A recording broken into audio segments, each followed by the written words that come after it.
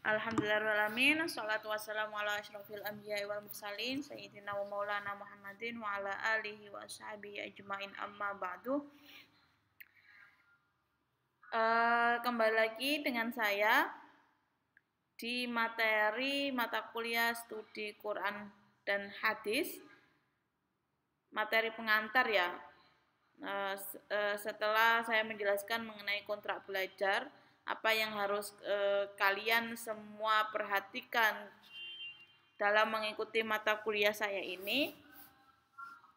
Nah, saya akan sebelum ke materi, pembagian materi-materi yang ada di outline RPS yang saya bagikan, saya akan memberikan pengantar terlebih dahulu ya, agar menyamakan persepsi tentang paradigma studi Al-Quran dan hadis itu sendiri. Nah, ini ada di pertemuan sekarang ya. Sebelum menjelaskan tentang ulumul Quran, sejarah turunnya Quran, dan juga tentang ulumul hadis, sejarah kodifikasi hadis dan lain sebagainya. Kita samakan persepsi dulu tentang paradigma studi Quran itu seperti apa, seperti itu ya. Oke, apa itu paradigma? Saya mengutip beberapa tokoh ya, beberapa tokoh saya kutip biar kalian juga tahu bahwa mengenal nama tokoh-tokoh yang berbicara tentang pengertian dari paradigma itu apa. Di sini saya kutip dari Thomas Kuhn, dia menjelaskan bahwa terminologi kunci paradigma itu adalah terminologi kunci dalam model perkembangan ilmu pengetahuan. Sehingga ketika menjelaskan tentang ilmu pengetahuan, maka kunci utama yaitu membangun suatu paradigma itu sendiri. Nah, itu menurut Thomas Kuhn. Kalau menurut Robert Frederick memaparkan bahwa paradigma itu adalah pandangan mendasar pada suatu bidang disiplin ilmu tentang apa yang menjadi pokok persoalan yang semestinya dipelajari. Nah, menurut Frederick ini bahwa paradigma itu sesuatu hal yang dasar. Setiap keilmuan, setiap bidang ilmu itu pasti punya cara pandang dasar tentang persoalan-persoalan pokok dalam ilmu tersebut. Nah, cara pandang dasar inilah yang dimaksud dengan paradigma. Nah, menurut Frederick seperti itu. Kalau George Ritzer juga memaparkan seperti ini, paradigma itu apa? Pandangan yang mendasar dari ilmuwan tentang apa yang menjadi pokok persoalan suatu cabang ilmu menurut versi ilmuwan tertentu. Nah, kalau Ritzer ini lebih spesifik lagi bahwa paradigma itu ya sama seperti Frederick, yaitu suatu hal yang mendasar dari suatu ilmu tertentu. Nah, tapi Ritzer ini menekankan seperti ini bahwa paradigma itu bisa jadi berbeda-beda antara satu ilmuwan dengan ilmuwan yang lainnya. Nah, itu kan dijelaskan tentang apa yang menjadi pokok persoalan suatu cabang ilmu menurut versi ilmuwan tertentu. Sehingga cara pandang dalam bidang ilmu yang sama, akan tetapi dari tokoh yang berbeda dalam bidang ilmu tersebut bisa jadi memunculkan suatu paradigma yang berbeda atau memunculkan suatu cara pikir yang berbeda. Nah, itu yang dimaksud dengan paradigma. Nah, sehingga kalau disimpulkan atau ditarik benang merahnya, yang dimaksud dengan paradigma itu adalah suatu kerangka konseptual termasuk nilai isi dari konsep tersebut atau teknik dan metode yang disepakati dan digunakan oleh suatu komunitas atau suatu kelompok tertentu dalam memahami atau mempersepsi segala sesuatu. Nah, ini sehingga paradigma itu suatu bentuk konsep, suatu kerangka berpikir yang membentuk suatu konsep besar dalam bidang ilmu tertentu yang berkaitan dengan metode, teknik, yang itu disepakati oleh suatu kelompok keilmuan tersebut. Sehingga meskipun Ritzer mengatakan bahwa antara ilmuwan satu dengan ilmuwan yang lain bisa memunculkan paradigma atau kerangka pikir atau kerangka pemikiran dasar yang berbeda, akan tetapi tidak terlepas atau kerangka tersebut itu sudah menjadi kesepakatan dalam bidang ilmu tertentu itu. Nah, itu bisa juga disebut dengan paradigma. Sehingga gini, gampangannya seperti ini, itu gampangannya itu. Di poin yang bawah saya jelaskan, paradigma adalah cara berpikir atau cara memahami sebuah gejala dan fenomena oleh sebuah kelompok. Nah, gampangannya paradigma itu cara pikir. Ketika kalian punya cara pandang, cara pikir untuk memahami suatu hal, dalam hal ini misalkan memahami tentang keilmuan studi Quran dan hadis, berarti itulah paradigma kalian terhadap keilmuan studi Quran dan hadis.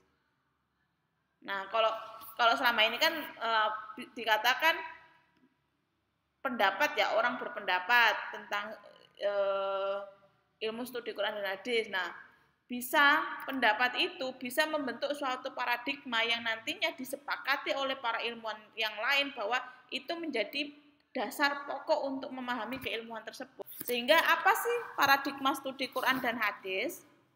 Nah, kalau maksud tadi saya menjelaskan paradigma itu apa, sekarang saya menjelaskan tentang kalau studi Quran dan hadis, yang dimaksud paradigma studi Quran dan hadis itu apa? Nah, ini. Yang pertama, cara berpikir untuk memahami Al-Quran dan hadis untuk menghasilkan ilmu baru dari hasil pengembangan teks Al-Quran dan hadis. Sehingga yang dimaksud dengan paradigma studi Quran dan hadis itu adalah cara pikir kita, cara pikir kalian ketika memahami Quran dan hadis yang tujuannya, gunanya untuk menghasilkan perkembangan keilmuan dalam bidang tersebut. Itulah yang dimaksud dengan paradigma. Sehingga kalian belajar untuk memahami Quran dan hadis dengan perangkat ulumul Quran, ulumul hadis. Nah, itu berarti kalian mencoba menyusun suatu cara berpikir atau paradigma kalian bagaimana memahami Quran dan hadis itu seperti apa. Nah, itulah yang dimaksud dengan paradigma. Nah, untuk memahami studi Quran dan hadis, untuk memahami teks Quran dan hadis, itu dibutuhkan beberapa pendekatan atau approach. Ada beberapa pendekatan yang dibutuhkan guna mendapatkan hasil kajian yang signifikan. Nah, ini bedanya dengan pendapat tadi ya. Kalau tadi ini berarti kan cara pikir ya sama aja, orang berpendapat itu berarti disebut dengan paradigma. Iya, bisa, akan tetapi paradigma di sini itu lebih detail lagi atau lebih dalam lagi, bahwa pendapat itu bukan hanya sekedar pendapat omongan, tapi pendapat tersebut, cara pikir orang tersebut itu berdasarkan atau menggunakan metode atau pendekatan tertentu. Misalkan kalian memahami Quran menggunakan pendekatan kajian ulumul Quran. Kalian memahami Quran dengan pendekatan ulumul Quran dalam bidang munasabah misalkan. Nah, ini berarti pendapat itu bukan hanya pendapat sekedarnya, tapi pendapat yang menggunakan pendekatan. Ada referensi atau ada data pendukung bahwa pendapat itu bukan hanya pendapat pribadi tanpa dasar keilmuan, tapi ada dasar keilmuan. Itulah yang dimaksud dengan suatu paradigma dalam bidang ilmu tertentu. Nah, disinilah kalian memahami Quran dan hadis. Kenapa kok ada mata kuliah tersendiri tentang studi Quran dan hadis? Karena memahami Quran dan hadis itu tidak cukup hanya membaca lalu mengartikan artinya, mengartikan dari lafaz teksnya lalu memahami isinya, tidak. Untuk memahami Quran dan hadis itu perlu pendekatan juga ya.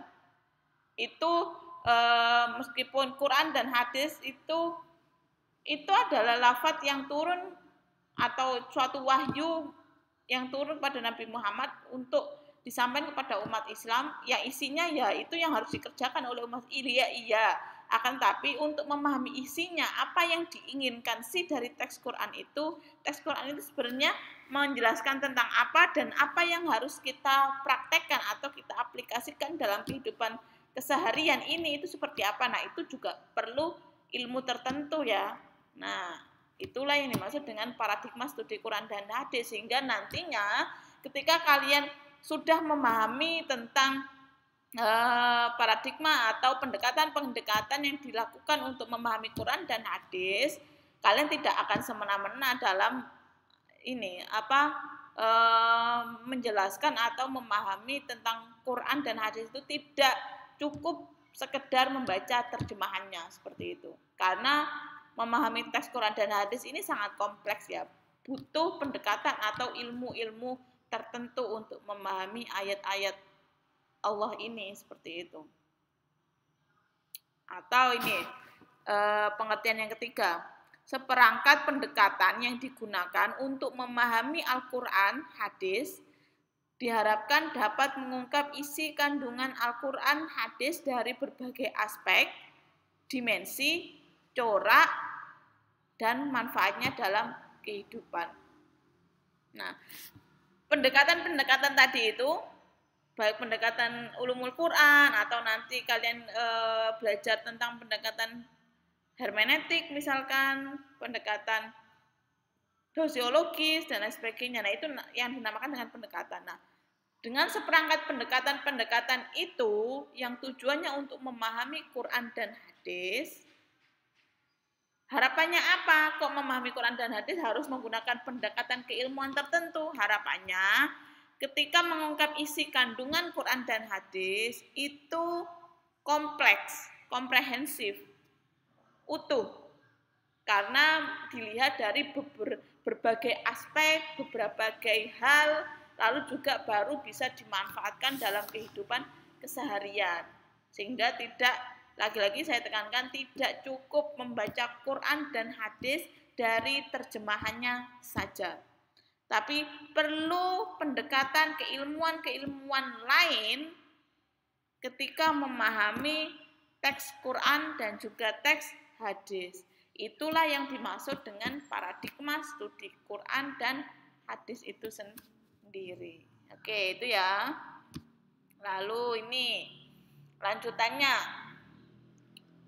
saya membagi 3 cara berpikir belajar studi Quran dan hadis. Itu ada 3. Yang pertama, paradigma Al-Quran dan hadis dapat dibangun dari kewahyuan menuju realitas. Wahyu, realitas itu apa? Fakta ya. Realitas itu sesuatu hal yang nyata, yang ada dalam kehidupan, itu yang dinamakan dengan realitas. Sehingga paradigma studi Quran dan hadis itu bisa, cara pikirnya bisa dibangun dari wahyu teks Quran dan hadis itu, baru menuju bentuk realitas kenyataan kehidupan yang ada sekarang. Seperti itu. Atau yang kedua, cara pandang yang kedua, paradigma Quran dan hadis itu dibangun terbalik, dari realitas dulu menuju wahyu, menuju teks Quran dan hadis. Menariknya dibalik ya, yang tadi dari wahyu dulu ke realitas, yang satunya dari realitas ke kewahyuan. Dan yang ketiga, paradigma Quran dan hadis dapat dibangun secara integral antara kewahyuan dan realitas. Bisa juga dua-duanya ini tidak ada yang mengawali dan mengakhiri, bukan dari realitas menuju kewahyuan atau kewahyuan menuju realitas, tapi dua-duanya ini saling bersinergi. Seperti itu. Nah, itu 3 hal paradigma Quran dan hadis. Cara berpikirnya nanti kalian bisa berawal dari teks Qurannya, teks hadisnya, baru menuju bentuk realitas kenyataan kehidupan sekarang, atau berawal dari kehidupan sekarang menuju wahyu, kewahyuan teks Quran dan hadis, atau dua ini saling berintegrasi, berintegral, tidak terpisah seperti itu, tidak ada yang mengawali dan juga tidak ada yang mengakhiri. Di mana ada wahyu, teks Quran dan hadis, disitulah ada realitas juga. Di mana ada realitas kehidupan, tidak terlepas dari bentuk praktek dari Quran dan juga hadis. Seperti itu. Nah, itu ya, itu paradigma. Biar kalian mempersamakan persepsi dulu, ya. Kalian biar sama persepsinya bahwa studi Quran dan hadis itu bisa dipelajari, itu bisa berawal memahami teks Quran dan hadis itu bisa berawal dari realitas menuju kewahyuan atau sebaliknya, atau dua-duanya ini tidak terpisah satu sama lain, seperti itu ya. Oke ya. Lalu paradigma pengembangan ilmu itu seperti apa? Terutama dalam bidang studi Quran dan hadis ini. Nah, itu yang tadi saya bilang, bahwa semuanya ini saling berkaitan, antara wahyu, realitas, itu saling berkaitan. Nah, ini awalnya ya, misalkan ini awal. Allah, ada Allah di situ. Tuhan, Allah menurunkan ayat-ayatnya berupa firman-firman Allah tadi itu. Baik itu nanti berupa kauliyah, firman kauliyah, atau kauniyah berbentuk tentang kauniyah. Kauniyah itu berkaitan tentang alam ya. Nah, lalu dari dua ayat firman Allah yang berkaitan tentang kehidupan tadi, nanti bisa membentuk manusia yang sempurna, insan ulil albab. Yang manusia itu dari firman-firman Tuhan tadi itu, dia selalu berpikir, mengingat dari firman-firman Tuhan untuk digunakan untuk berpikir, zikrullah, atau juga bisa dengan tafakkur fi khalqillah. Nah, itulah nanti kembali lagi ke ingat bahwa semuanya itu berawal atau berasal dari Tuhan atau Gusti Allah. Nah, berpikir di sini, berpikir di sini adalah memikirkan segala ciptaannya. Nah, kembali lagi ke firman ayat-ayat Allah tadi itu. Nah, itu dari tindakan berzikir dan berpikir tadi akan memunculkan produk nilai-nilai dasar dari insan ulil albab tadi itu. Dari manusia yang sederhananya manusia yang insan kamil, bisa juga manusia yang sempurna, manusia yang sebagaimana yang diinginkan oleh Allah terhadap dalam memahami firman-firmannya. Nah, produknya itu apa? Nanti muncullah keilmuan-keilmuan. Ketika manusia itu mencoba memahami, berpikir tentang firman-firman Allah tadi itu, maka muncullah ilmu teologi, ilmu kealaman, ilmu sosial, ilmu humaniora. Ilmu humaniora ini berkaitan dengan masyarakat, manusiaan. Nah, itu masuk dengan ilmu humaniora. Nah, ilmu-ilmu itu muncul itu sebenarnya tidak terlepas dari Allah dan firman-firman Allah tadi itu. Nah, diharapkan, cara berpikir studi Quran, paradigma dalam studi Quran ini, studi Quran itu bisa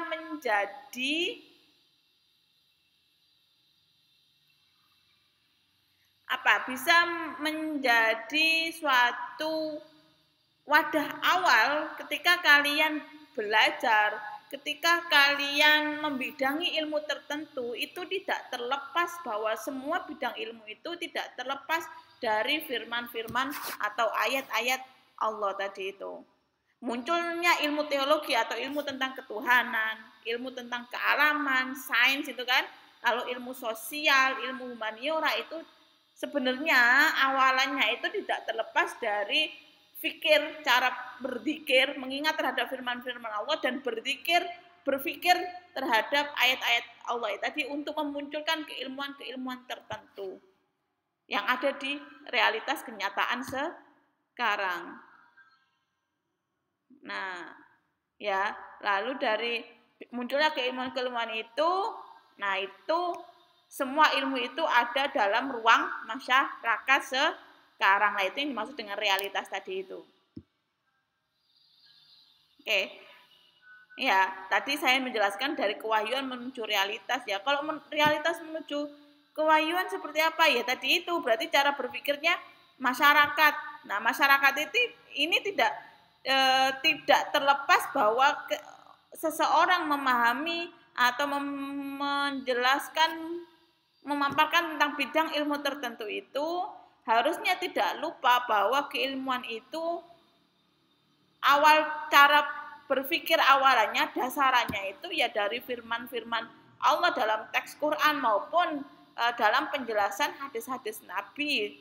Yang mana hadis-hadis Nabi itu kan juga sebagai penjelas dari firman-firman Allah tadi itu, seperti itu. Nah, sehingga proses ini tidak terlepas atau tidak terpisah. Ini paradigma yang ketiga tadi, terintegral. Satu kesatuan ini saling berkaitan, tidak ada yang mengalir dan tidak ada mengakhiri, bukan hanya dari realitas ke kewahyuan atau kewahyuan ke realitas, tapi dua hal realitas dan kewahyuan ini selalu bersinergi. Seperti itu. Nah, itu yang saya maksud tadi, selalu bersinergi satu sama lain. Itu paradigma pengembangan ilmu Quran dan studi Quran dan hadis ya. Yang mana Quran dan hadis ini menjadi dasar dari munculnya keilmuan-keilmuan dalam realitas masyarakat sekarang. Nah, paradigma Quran dan hadis berdasarkan realitas menuju kewahyuan ini saya kutip dari Nurcholish Madjid ya. Dari Nurcholish Madjid, Nurcholish Madjid itu adalah salah satu tokoh dalam bidang Islamic Studies atau dalam studi Islam. Dalam beberapa bukunya, nah itu disebutkan, dijelaskan seperti ini. Yang dimaksud dengan realitas menuju kewahyuan seperti apa? Nah, beliau mengilustrasikan seperti ini.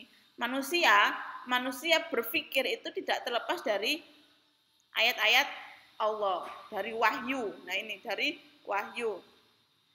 Wahyu ini cara berpikirnya juga tidak melulu ke arah wahyu atau ayat-ayat Allah itu saja, tapi juga ke arah jagat raya. Jagat raya di sini maksudnya adalah alam itu sendiri, alam kita sekarang itu. Nah, itu juga harus difikirkan. Nah, cara berpikir yang berawal dari realitas apa yang terjadi dalam kehidupan masyarakat sekarang, dan itu dikaitkan dengan wahyu atau ayat-ayat Allah. Nah, itulah yang maksud dengan cara pandang atau cara pikir dari realitas menuju kewahyuan itu sendiri. Penjelasan tentang integrasi kewahyuan dan realitas. Kalau yang integrasi seperti apa? Nah, ini saya yang mengutip dari Cendekiawan Mukti Alia.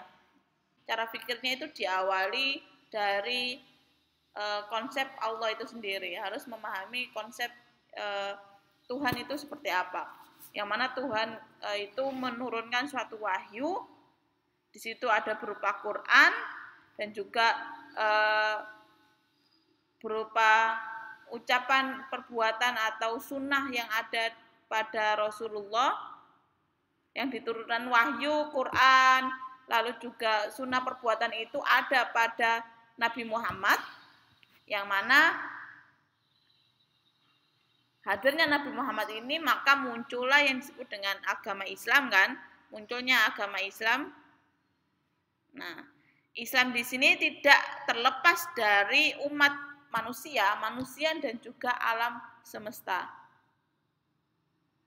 Ya, tidak terlepas dari dua hal, bukan hanya tidak berpikir tentang alam ya, bahwa Islam di sini juga berpikir bahwa manusia dan alam itu satu kesatuan yang harus difikirkan secara terintegrasi seperti itu.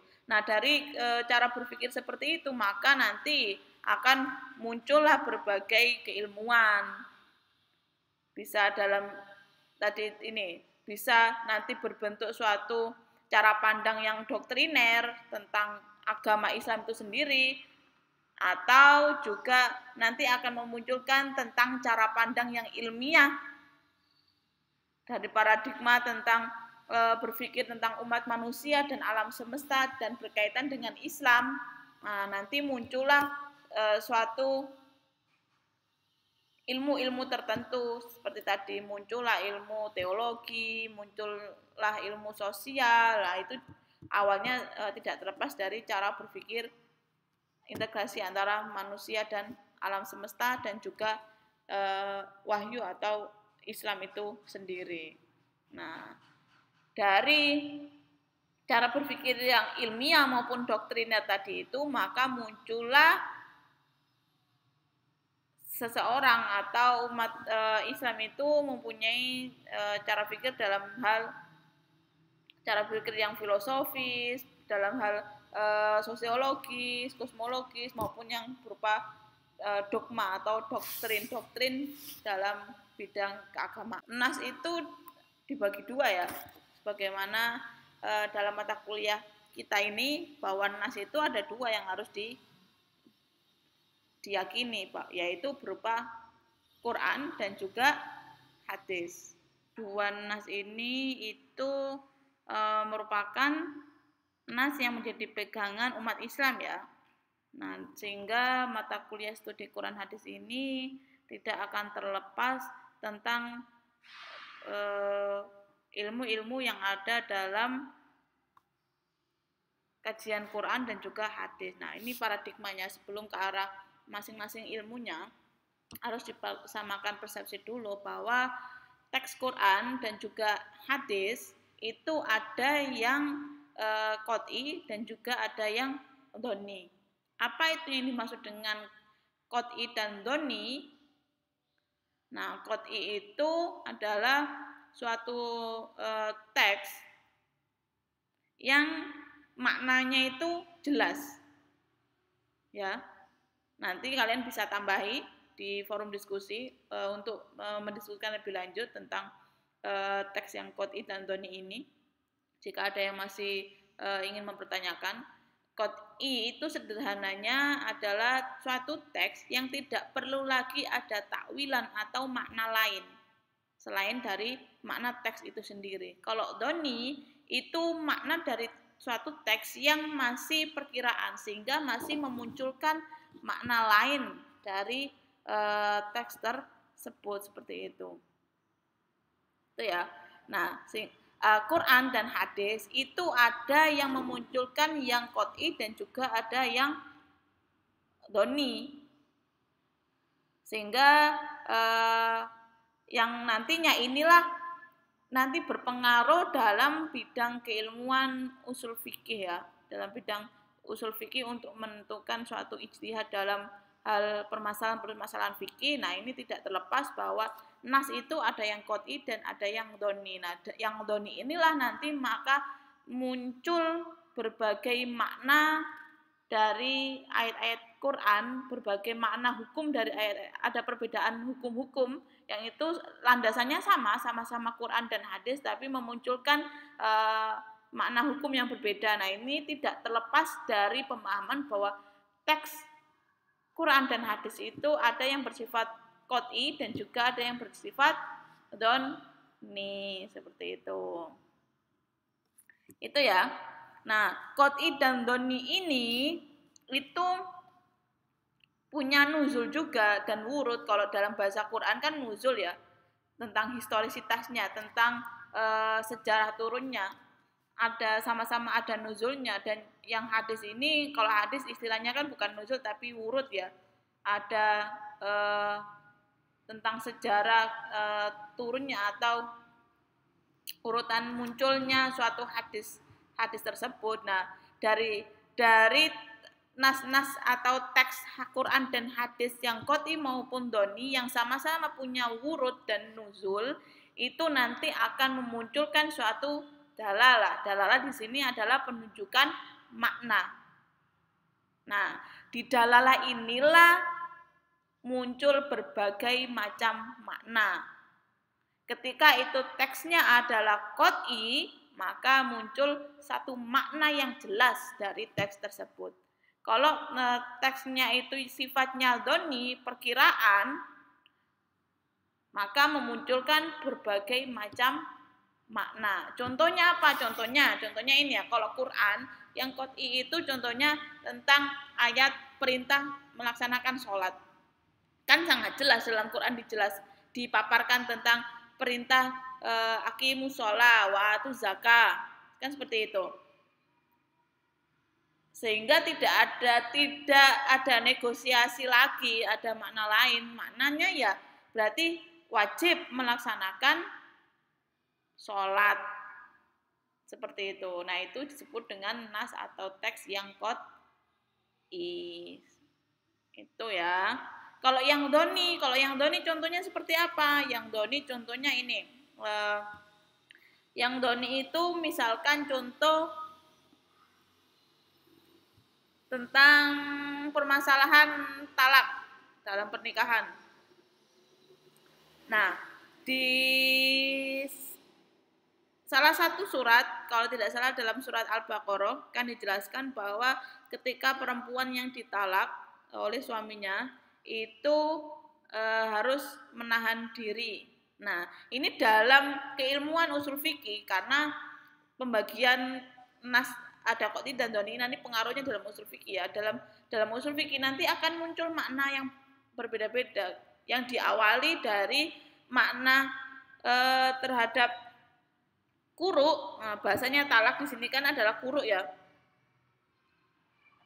Talak di sini akan memunculkan makna menahan diri dengan 3 kali kuruk. Yang dimaksud dengan kuruk ini apa? Nah, kuruk inilah nanti yang akan memunculkan makna yang berbeda-beda. Kuruk ini maknanya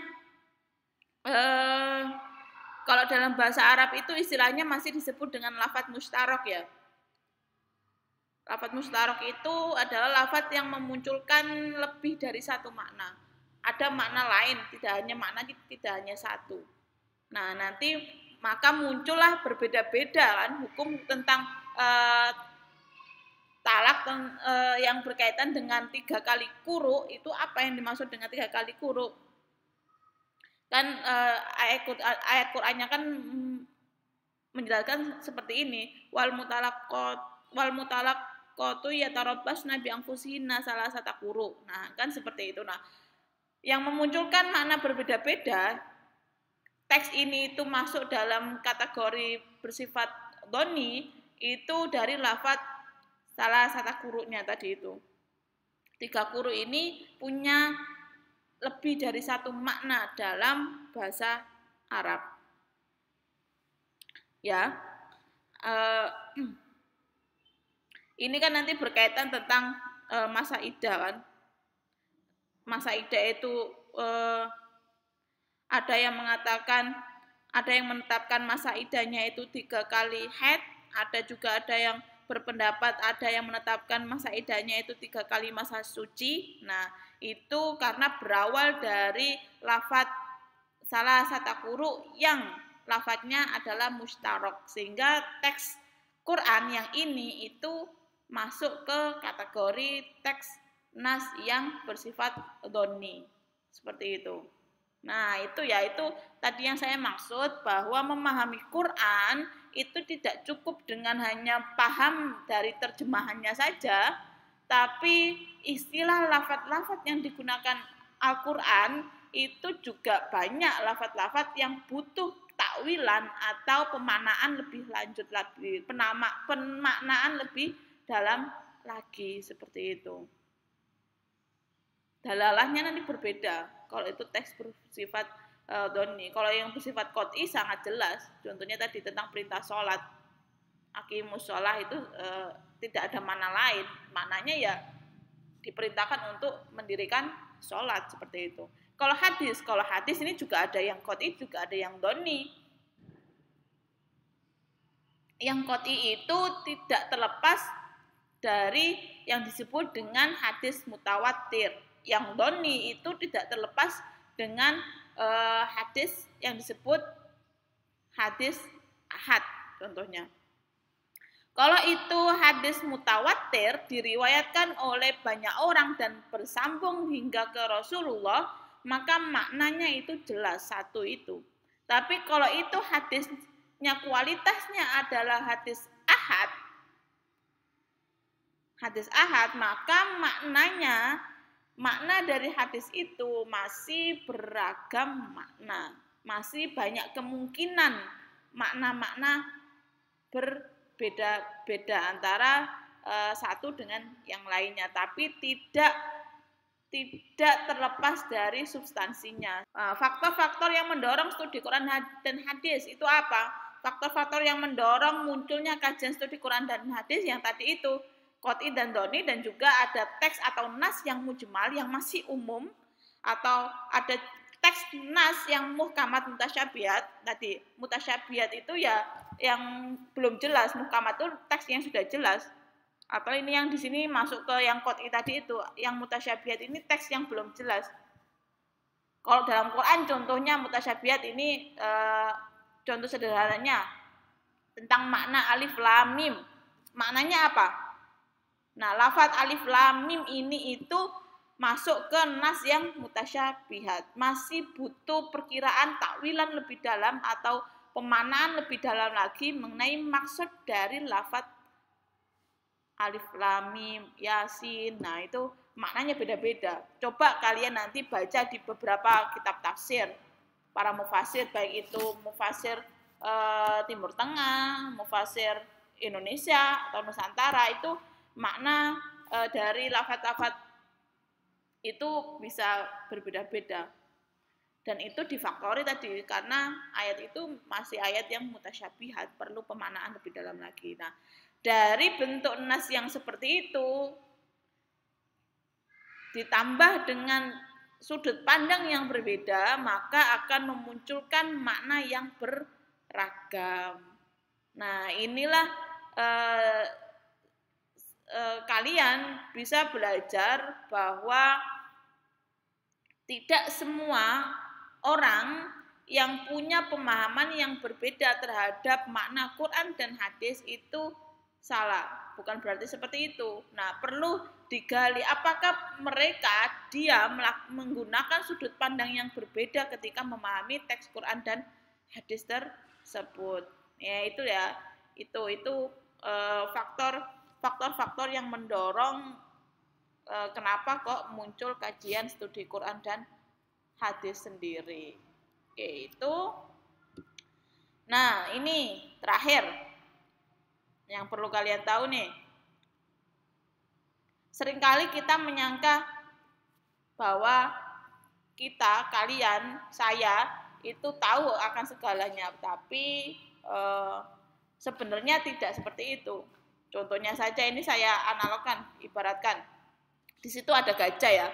Saya ambil gajah di situ, ada gajah besar, ada 4 orang, ada yang memegang kakinya, ada yang memegang ekornya, ada yang memegang belalainya, ada yang memegang pundaknya ya, di atas dari gajahnya itu. Nah, kalau kalian bertanya ke orang yang memegang kaki, maka akan memunculkan, kalau tak pertanyaannya sama, gajah itu seperti apa? Ketika orang itu memegang kakinya saja, munculnya tidak terlepas bahwa gajah itu besar, kayak pohon. Nah, karena yang dipegang adalah kakinya. Kalau kalian bertanya dengan pertanyaan yang sama kepada orang yang memegang ekor, maka jawabannya berbeda. Gajah itu seperti apa? Jawabannya gajah itu kecil, panjang kecil. Nah, kan berbeda. Nah, itu yang dimaksud dengan paradigma tadi itu. Cara berpikir dan juga sudut pandang. Mengkaji Quran dan hadis, teks Qurannya satu. Ya. Tapi cara pandangnya berbeda, maka memunculkan makna yang berbeda. Dan apa itu salah? Selama tidak terlepas dari cara berpikir, pendekatan yang digunakan, itu nggak salah, seperti itu. Nah, itu yang perlu kalian sadari, perlu kalian tanamkan dulu, bahwa ketika memahami suatu keilmuan, sudut pandang, cara berpikir yang berbeda, itu maka akan memunculkan perkembangan atau keilmuan-keilmuan baru dalam bidang ilmu tersebut, seperti itu. Dalam hal ini, dalam kajian studi Quran dan hadis juga seperti itu. Ketika kalian memahami ayat-ayat mutasyabihat, ketika kalian memahami hadis-hadis ahad yang masuk dalam hadis-hadis dhonni, maka nanti akan muncul makna yang berbeda. Dan itulah yang nantinya menjadi perdebatan tentang makna dari suatu teks hadis atau teks Quran. Contohnya itu, gajah seperti tembok, gajah seperti ular. Nah, kecil, gajah itu seperti tali. Ada yang pegang kaki, gajah itu seperti pilar, seperti itu. Nah, semoga pengantar ini memberikan manfaat buat kalian. Assalamualaikum warahmatullahi wabarakatuh.